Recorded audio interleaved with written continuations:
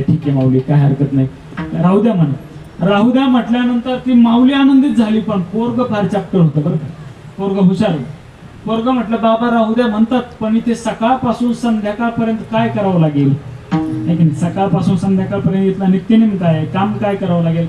नेमकी नाथ महाराजांना त्यांनी विचारलं, बाबा राहू द्या म्हणता तुम्ही, पण सकाळपासून संध्याकाळपर्यंत काय करावं लागेल. नाथ महाराज म्हटले ते काहीच काम करावं लागत नाही. नेमकी नित्यनेम कसा आहे.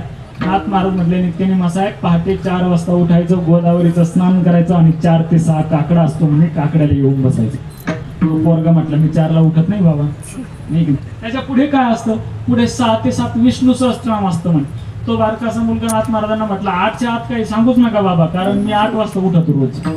8च्या पुढे काय असतं. नाथ महाराज म्हटले 8च्या पुढे 7 ते 9 ज्ञानेश्वरीचं, 7 ते 10 ज्ञानेश्वरीचं पारायण असतं. तो म्हटला मग त्याच्या पुढे मला आंघोळीचे, माझं गंध पावडर जे काय असेल मेकअप करण्याची ती कालावधी, तो वेळ आहे. त्याच्या पुढे काय असतं, 10 ते 12 गाथा भजन असतं म्हणे. तो मुलगा म्हटला भजनाचा माझा 36 आकडा आहे, आजपर्यंत भजनाला कधी गेलोच नाही, उलट भजन कानावर पडलं का माझ्या अंगाला काटा येतो, असे माणसं आहेत काही ते जमत नाही म्हणे मला. पुढे काय असतं, काय नाही म्हणे 3 ते 5 भावार्थ रामायण असतं.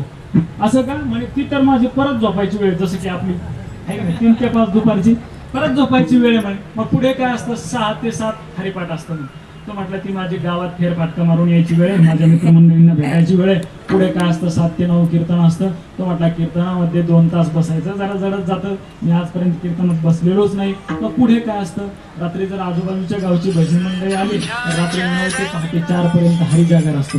त्याने आईच्या हाताला धरलं, आईला म्हटलं चल चल म्हटल्याबरोबर ती आई पुन्हा रडायला लागली.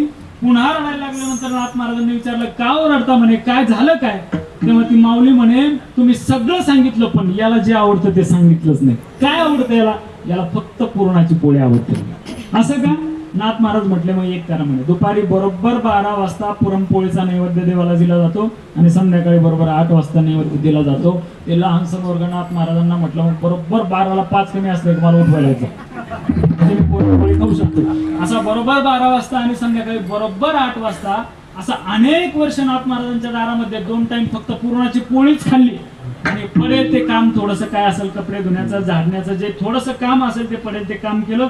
2 टाइम कचून पुरणपोळी खाल्ली. बरेचसे वर्ष गेली. नाथ महाराज भावार्थ रामायण सांगत होते आणि सांगत असताना एक दिवस नाथ महाराज त्यांच्या श्रोत्यांना म्हणाले की आता माझी समाधी घ्यायची वेळ आली, माझी वैकुंठाला जायची वेळ आलेली आहे.